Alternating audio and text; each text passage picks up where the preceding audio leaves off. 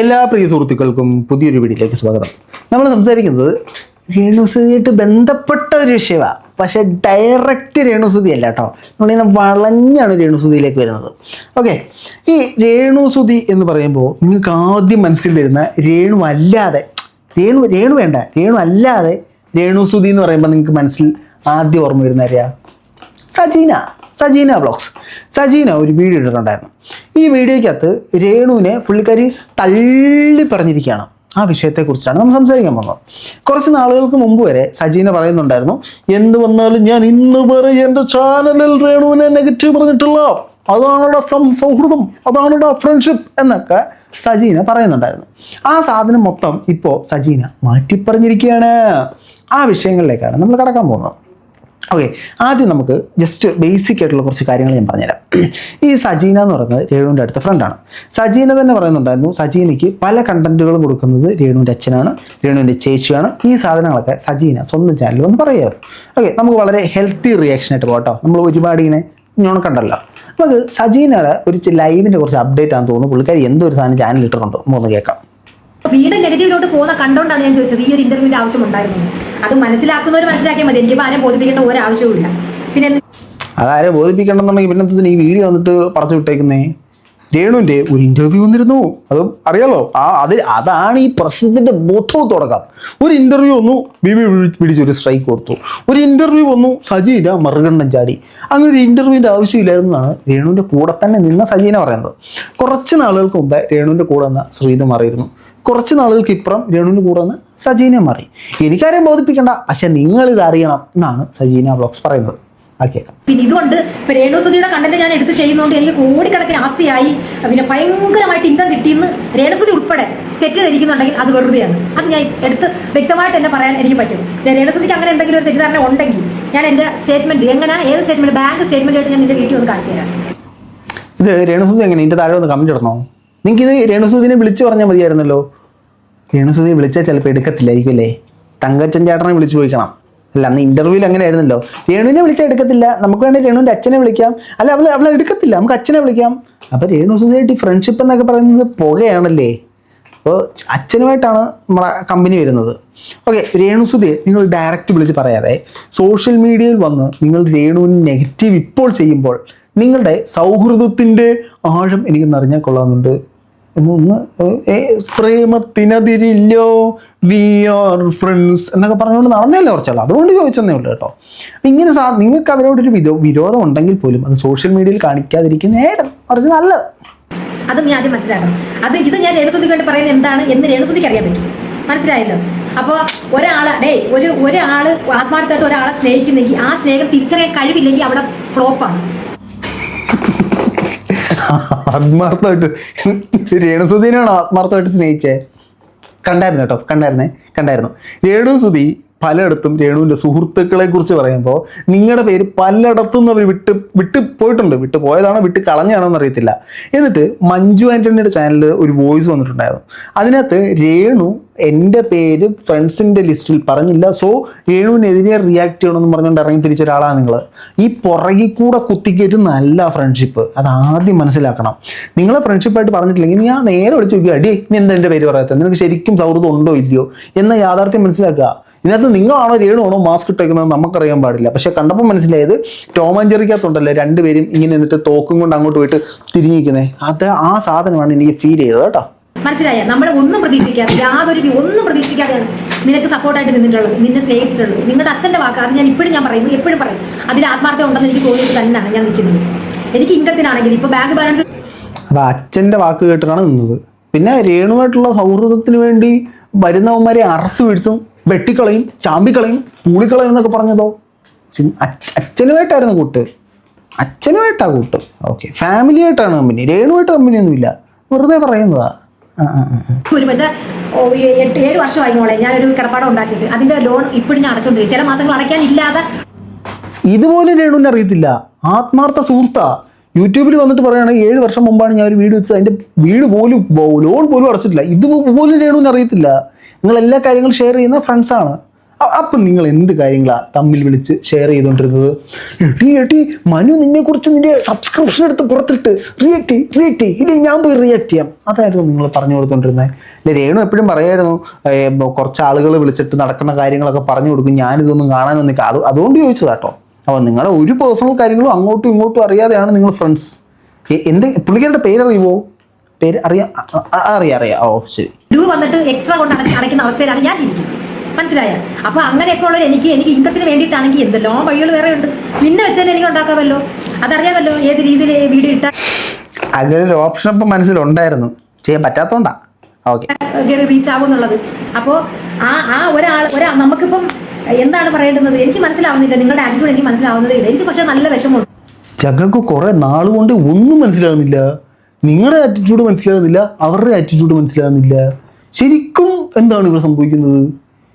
ഞാൻ കുറെ മാസങ്ങൾ കൊണ്ടും വർഷങ്ങൾ കൊണ്ടും കുത്തിയിരുന്ന് പുകഞ്ഞ് ആലോചിക്കുകയാണ് എന്താണ് ഇവരുടെയൊക്കെ ആറ്റിറ്റ്യൂഡ് എന്നുള്ളത്.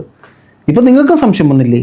നിങ്ങൾക്ക് ഇപ്പോഴാണ് സംശയം വന്നത്. നമുക്കൊക്കെ നേരത്തെ വന്നു, ഓഡിയൻസ് ഞങ്ങൾക്ക് എല്ലാവർക്കും നേരത്തെ തോന്നിയതാ.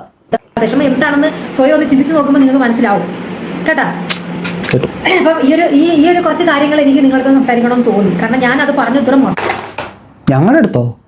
നിങ്ങൾ ഇത്ര നേരം രേണുവിനെ സുനാപ്പി കാണിക്കാൻ രേണുവിനോട് പറയണമെന്ന് പറയും.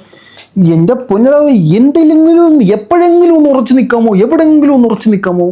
ഏതെങ്കിലും ഒരു വിഷയത്തിൽ ഒരു വിഷയത്തിൽ ഉറച്ചു നിൽക്കാമോ? അഖിൽമാരാര് കഴിഞ്ഞ ഏറ്റവും കൂടുതൽ നിലപാടുകൾ മാറ്റുന്ന വ്യക്തിത്വമാണ് ഈ കാണുന്നത്. അപരാധമായിട്ട് എനിക്ക് ഇപ്പോഴും തോന്നുന്നില്ല. ഞാനിന്റെ രണ്ടാമത്തെ പാട്ടും വന്നു, ആ വീഡിയോ ഞാൻ കണ്ടു. അത് ഞാൻ ഇപ്പൊ രേണു അതിനകത്തൊരു ഡയലോഗ് പറഞ്ഞായിരുന്നു, ഞാൻ സ്നേഹിച്ചവരാരും എന്നെ കാണാൻ വന്നില്ല, പക്ഷെ എന്നെ സ്നേഹിച്ചവർ കാണാൻ വന്നത്. അതിന്റെ അർത്ഥം എന്താണെന്ന് എനിക്ക് മനസ്സിലായില്ല. പോയായിരുന്നോ? ഞാൻ സ്നേഹിച്ചവരോ എന്നെ സ്നേഹിച്ചവരോ അവിടെ ചെന്നായിരുന്നോ? രേണുവിനെ കാണാൻ പോയായിരുന്നോ? കാണാൻ പോയില്ല. ചുമ്മാ വെറുതെ ഒരു തൂങ്ങി കിടക്കുന്ന ഒരു പള്ളിയിൽ നിങ്ങൾ എന്തിനു കയറി പിടിക്കുന്നേ? ഇപ്പം നമുക്ക് മനസ്സിലായില്ല നിങ്ങളെ കുറിച്ചിട്ടാണ് പറഞ്ഞെന്നുള്ളത്. അല്ലെങ്കിൽ ഇത് ആർക്കെങ്കിലും മനസ്സിലാവുമോ? അത് ആരേലും ആണെന്ന് വിചാരിച്ചിരിക്കത്തില്ലായിരുന്നോ? വെറുതെ ഒരു രസം. ഇത് എന്നെ ഉദ്ദേശിച്ചാണ്, എന്നെ തന്നെ ഉദ്ദേശിച്ചാണ്, എന്നെ മാത്രം ഉദ്ദേശിച്ചാണ്. നല്ലതാ, ഇപ്പം എനിക്ക് മനസ്സിലായത് നിങ്ങൾ ഉദ്ദേശിച്ചിട്ടാണ്. അപ്പം നിങ്ങൾ അവരെ സ്നേഹിച്ചിട്ടില്ല, അവർ നിങ്ങളെ സ്നേഹിച്ചിട്ടില്ല എന്നുള്ള കാര്യം ഇപ്പം മനസ്സിലായല്ലോ. കട്ടപ്പ കുത്തി എന്നുള്ളത് പിടി കിട്ടിയല്ലോ, അതറിഞ്ഞാൽ മതി. ഞാൻ നിന്നെ സ്നേഹിച്ചിരുന്നു, എന്നിട്ട് പോയി കണ്ടായിരുന്നോ? ഞാൻ നിന്നെ സ്നേഹിച്ചിട്ട് പോയി കണ്ടായിരുന്നോ? എന്നെ സ്നേഹിച്ചവരും ഞാൻ സ്നേഹിച്ചവരും ഇവിടെ വന്നിട്ടില്ല എന്ന് പറയുമ്പോൾ ഞാൻ നിന്നെ സ്നേഹിച്ചിരുന്നു, ശരി, പോയി കണ്ടിരുന്നോ?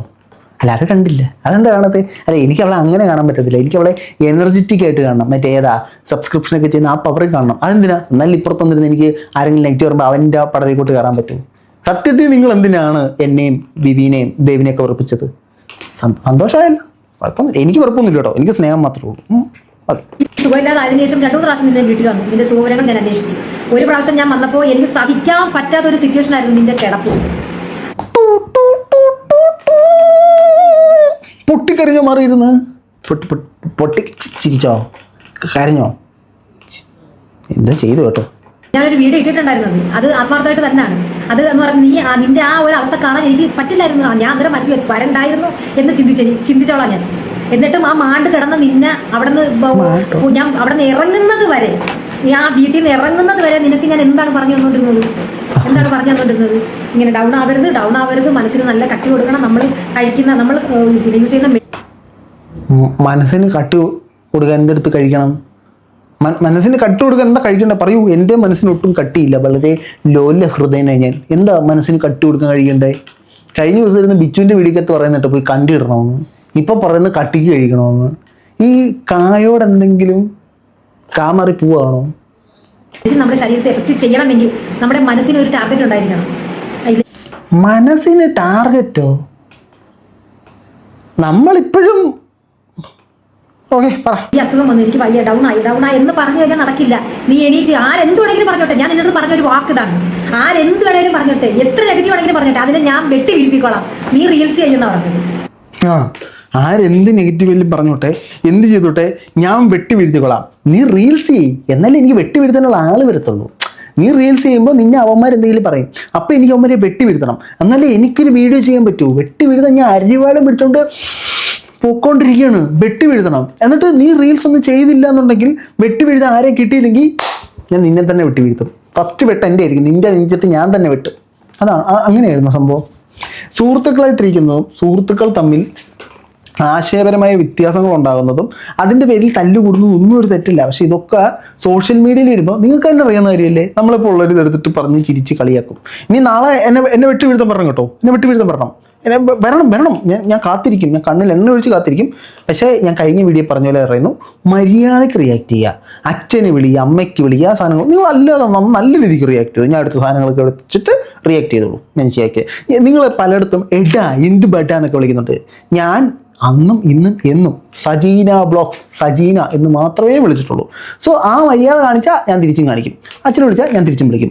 ഒരു തവണ നമ്മൾ തമ്മിൽ അങ്ങോട്ടും ഇങ്ങോട്ടും വിളിയായതാണല്ലോ. ഓക്കെ, അതിന്റെ പിറ്റേന്ന് നീ റീൽ ചെയ്യും. ആ റീല് കണ്ടിട്ട് ഞാൻ നിനക്ക് കമന്റ് ഇട്ട് കയറി വരട്ടെ, അത് അങ്ങനെ വേണോന്ന്.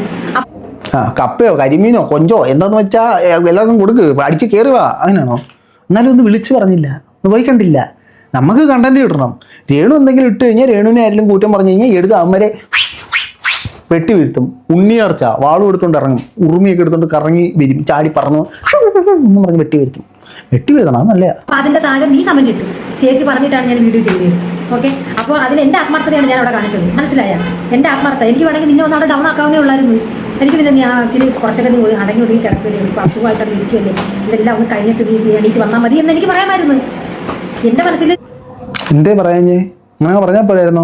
ഒരാൾ വയ്യാതെ കിടക്കുമ്പോഴത്തേനും വയ്യാതെ അവശ്യ നിലയിൽ കിടക്കുകയാണ്, അത് ക്യാൻസർ പോലത്തെ വളരെ മാരകമായ രോഗം. ഇടി തളർന്നിരിക്കരുത്, നീ എണീറ്റ് 2 തുള്ളിച്ചാട്ടം ചാടിയിട്ട് നിന്റെ കയ്യിലിട്ടേക്കുന്ന സുനയിൽ ടങ്ങ് തട്ടിക്കാണിക്കുക എന്ന് പറയുമോ? വയ്യാതെ കിടക്കില്ല മുന്നേ, റെസ്റ്റ് എടുക്ക്, ആരോഗ്യം ശ്രദ്ധിക്കണം, മരുന്നൊക്കെ കൃത്യസമയത്ത് കഴിക്കണം, ആഹാരമൊക്കെ കഴിക്കണം, അങ്ങനെ പറയുമോ? ഏതാണതിൽ ശരി? എനിക്ക് അറിയാൻ മേലാത്തോണ്ട് ചോദിക്കും കേട്ടോ. മനസ്സിന് കട്ടി വേണം അല്ലേ? ശരി. പിന്നെ എനിക്ക് ആ രൂപത്തിൽ കാണാൻ ഇഷ്ടമല്ല. എപ്പോഴും നമ്മൾ കണ്ടിട്ടുള്ള രേണു എങ്ങനെയാണോ അതേ രീതിയിൽ നിന്നെ കാണാനാണ് ഞാൻ ഇപ്പോഴും ആഗ്രഹിക്കുന്നത്. അവര് നന്നായിട്ട് നിൽക്കുന്നത് നിങ്ങൾക്ക് തീരെ സഹിക്കുന്നില്ലല്ലേ? രേണുവിനെ എങ്ങനെ കാണണം? രേണുവിനെ എങ്ങനെ അവരാധിച്ചുള്ള സാധനത്തിൽ കാണണം, അതാ എനിക്കിഷ്ടം. അതാണ് നമ്മുടെ രേണു. അവരൊരു കാലത്തും മനസമാധാനം ഉണ്ടാക്കരുത്. സൂപ്പർ. എപ്പോഴും ആഗ്രഹിക്കുന്നത് അല്ലാതെ വേണ്ട. അപ്പം ഞാൻ സ്നേഹിച്ചുകൊണ്ട് നിന്നെ കാണാൻ വന്നു. അപ്പൊ നീ സ്നേഹിച്ചവരാരും വന്നില്ല എന്ന് പറയുമ്പോൾ നീ എന്നെ സ്നേഹിച്ചിട്ടില്ലായിരുന്നു. അപ്പോഴും നിങ്ങളല്ലേ ചെല്ലട്ടെ. ഞാൻ സ്നേഹിച്ചവരും എന്നെ സ്നേഹിച്ചവരും കാണാൻ വന്നില്ലെന്നാണോ പറഞ്ഞത്, വന്നു എന്നാണോ പറഞ്ഞത്? നിങ്ങൾ ശരിക്കും സ്നേഹിച്ചു എന്നാണോ സ്നേഹിച്ചില്ലെന്നാണോ പറയുന്നത്? ഇത് മൊത്തത്തിൽ ഈ സാധനം മനസ്സിലാക്കാനായിട്ട് എന്തെങ്കിലും ക്രാഷ് കോഴ്സ് ലഭ്യമാണോ?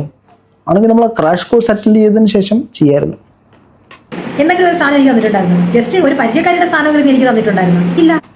സ്ഥാനം, ഞാൻ സ്ഥാനം വന്നിട്ട് അങ്ങനെയാണെങ്കിൽ ഞാൻ ഇപ്പോൾ പുള്ളിക്കാരി ദുബായിൽ നിന്ന് വന്നതാണെന്ന് ചോദിച്ചാൽ അതായിരിക്കും അല്ലേ? ദുബായിൽ നിന്ന് വന്നപ്പോൾ ഒരു പെർഫ്യൂം, ഒരു കോടയിലെ തൈല പോലും കൂടെ തന്നില്ല. അതിൽ നിന്ന് തന്നെ നിങ്ങൾക്ക് മനസ്സിലായില്ലേ നിങ്ങൾക്ക് പട്ടി വില അവർ തന്നുകൊണ്ടിരിക്കുന്നതെന്ന്? ഞാൻ നിങ്ങളുടെ ഏത് വീഡിയോ എടുത്താലും പറയും നിങ്ങൾക്ക് പുല്ല് വില അവർ തന്നിട്ടുള്ളത്. നിങ്ങൾ അറക്കാൻ വെച്ചിരിക്കുന്ന ആടാണ്. അവർക്കെതിരെ ഒരു പ്രശ്നം വരുമ്പോഴത്തേനും ചാടി വീണ് വെട്ടാനുള്ള ചാവേറാണ് നിങ്ങൾ. നിങ്ങൾക്കത് ഇതുവരെയായിട്ട് മനസ്സിലായിട്ടില്ല. എല്ലാ വീഡിയോയിലേക്ക് പറയുന്നുണ്ട്, ഇതുവരെയായിട്ട് പിടികിട്ടിയില്ല. അവർ ഒരു പുല്ലു വില നിങ്ങൾ തന്നിട്ടുണ്ടോ? ഓക്കെ, കുഴപ്പമില്ല, ഞാൻ ശവത്തിൽ കുത്തുന്നില്ല, ബാക്കി പറ. അപ്പൊ ഞാൻ ആലോചിച്ചു എന്തിനാണ് വെറുതെ ഞാൻ എന്റെ ലൈഫിൽ ഇന്നുവരെ ഞാനൊരു നെഗറ്റീവ് ഇമേജ് ഉണ്ടാക്കിയിട്ടില്ല, നെഗറ്റീവ് പേര് എനിക്ക് കിട്ടിയിട്ടില്ല. ഒരു സോഷ്യൽ മീഡിയയിലും വന്ന് ഞാൻ എന്നെ നെഗറ്റീവ് പറയാൻ ഒന്നും ഞാൻ ഉണ്ടാക്കിയിട്ടില്ല. പക്ഷെ നിന്നെ സപ്പോർട്ട് ചെയ്യുകയും നിനക്ക് വേണ്ടി ബാധിക്കുകയും ചെയ്ത് മാത്രം എനിക്ക് കുറെ നെഗറ്റീവ് കിട്ടിയിട്ടുണ്ട്. ഇപ്പോഴും ഓക്കെ ഇല്ലേ പിള്ളച്ചൻ കള്ളം പറയുന്നത് ഞാൻ വിചാരിച്ചാണ്. ഞാൻ എൻ്റെ സ്വന്തം നെഗറ്റീവ് ഉണ്ടാക്കിയിട്ടില്ല, നിന്റെ നെഗറ്റീവ് എടുത്ത് തോളത്ത് വെച്ചിട്ടാണ് ഞാൻ നെഗറ്റീവ് ഉണ്ടാക്കിയത്. ഓക്കെ, ഇപ്പോൾ okay, I understood. Okay, fine.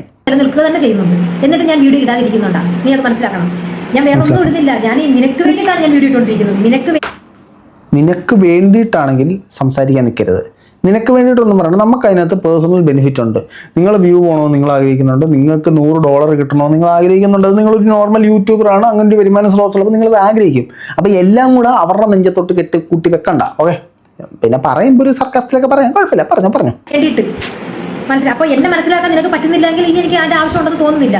അപ്പോൾ ഞാൻ ലൈവിൽ വരാൻ പറഞ്ഞത് ഇത്രയും രേണുവിനെ സ്നേഹിക്കുന്ന ആൾക്കാരുണ്ട് ഇതിനകത്ത്.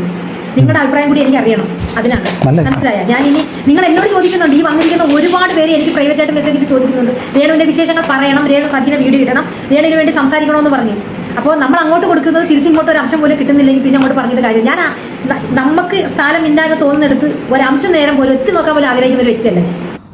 നാളെ വീണ്ടും വന്നിട്ട് രേണുവിന് സപ്പോർട്ടെന്ന് പറഞ്ഞ് വന്നു കഴിഞ്ഞാൽ ഈ സാധനം ഇപ്പം ചെയ്യുന്ന പോലെ ആയിരിക്കത്തില്ല, പെറുക്കി ഞാൻ അലക്കും. നിങ്ങൾ ആദ്യം ഏതെങ്കിലും ഒരു നിലപാടിൽ ഉറച്ചു നിൽക്കണം, എന്നിട്ട് വേണം ഈ സാധനങ്ങളൊക്കെ ചെയ്യാൻ. ഞാൻ സീക്രട്ടായിട്ട് പറയുകയാണ്, ഈ സാധനം ഫുൾ വീഡിയോ ഞാൻ ഡൗൺലോഡ് ചെയ്തിരുന്നു നിങ്ങളുടെ മൊത്തം സാധനം.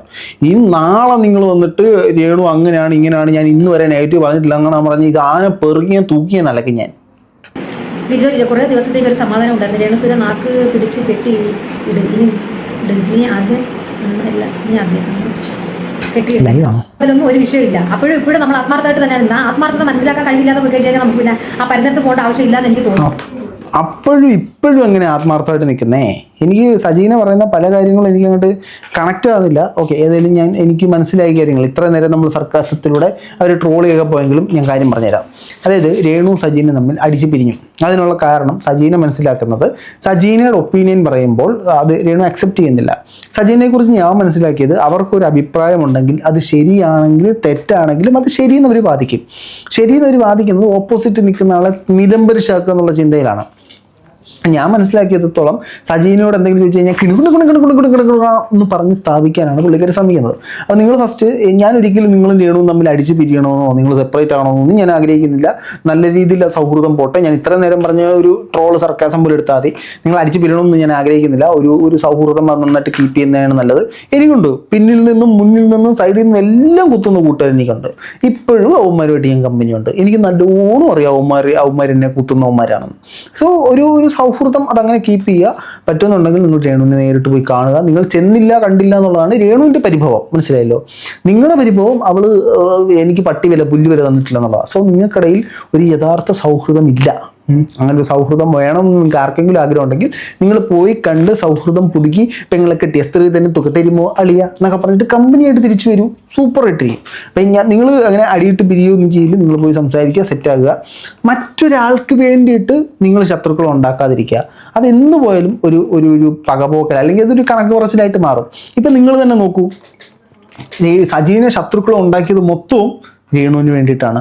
എന്നാൽ പുള്ളിക്കാർ ചെയ്തതോ പുള്ളിക്കാരുടെ പ്രശ്നങ്ങളുമായിട്ട് ബന്ധപ്പെട്ട് യാതൊരു ശത്രുക്കളും ഇല്ല. അവർക്ക് യാതൊരു തരത്തിലുള്ള ശത്രുതയില്ല. അവർ പറയുന്നതൊക്കെ വളരെ കറക്റ്റായിട്ടുള്ള പോയിന്റുകളാണ്. സോ ആ സാധനം വിടും. രേണുവിന് പറയാനുള്ളത് രേണു പറഞ്ഞോളും, അല്ലെങ്കിൽ രേണുവിൻ്റെ ജയിച്ച് പറഞ്ഞോളും.